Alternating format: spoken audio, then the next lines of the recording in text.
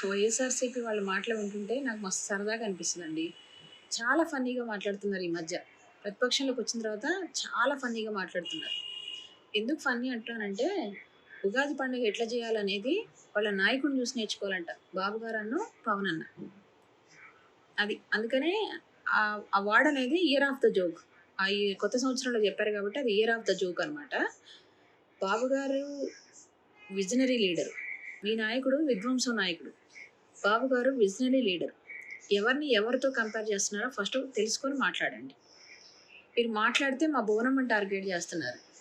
మా బోనమ్మ ఎప్పుడు రాజకీయాల్లో ఇన్వాల్వ్‌మెంట్ లేదు. మా బాబుగారు ఎప్పుడు కూడా కుటుంబాన్ని తీసుకొచ్చి ముందు పెట్టి రాజకీయం చేయలేదు. మా బోనమ్మని బయటికి తీసుకొచ్చిందే మీరు. పిచ్చి భాష మాట్లాడి, పిచ్చి పదాలు వాడి మా బోనమ్మని బయటికి తీసుకొచ్చారు. ఒక్కసారి మా బోనమ్మ బయటకు వచ్చినందుకే మీరు 11కి పడిపోయారు. ఈసారి మళ్ళీ మా బోనమ్మని టార్గెట్ చేస్తున్నారు. గ్యారంటీగా పాతాళానికి పడిపోతారు.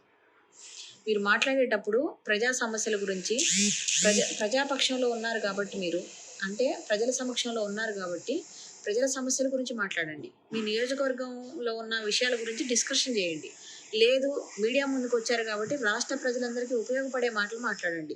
అంతేగాని పిచ్చి మాటలు మాట్లాడితే మేము ఎలివేట్ అవుతాము, మీడియా అంతా మమ్మల్ని ఫోకస్ చేస్తుంది, మా పార్టీలో నాకు పెద్ద పదవి ఇస్తారు, ఇలాంటి అపోహలతో మాట్లాడబాకండి దయచేసి. మహిళల మీద ఉన్న గౌరవాన్ని ఇలాంటి పదాలు మీరు మాట్లాడటం వల్ల మహిళల మీద ఉన్న గౌరవం కూడా తగ్గిపోతుంది.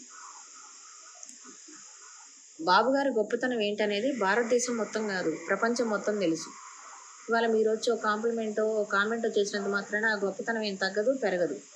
ఫస్ట్ మీరు కంపేర్ చేయటం అనేది ఆపేసేయండి. వైఎస్ఆర్‌సీపీ కార్యకర్తలు నేను ఒక్కటే అడుగుతున్నా సూటిగా. ఎందుకు అనంటే వాళ్ళ ఇంట్లో ఉన్న వాళ్ళ తోడబుట్టిన చిల్లే చెప్తుంది, నా అన్నలాంటి శత్రువు ఒకడు ఉంటే చాలు, ఇంకెవడు శత్రువులు అవసరం లేదు అని. ఆయన ఇంట్లో శత్రువు అయినోడు రాష్ట్రానికి మిత్రుడు ఎట్లయితారండి?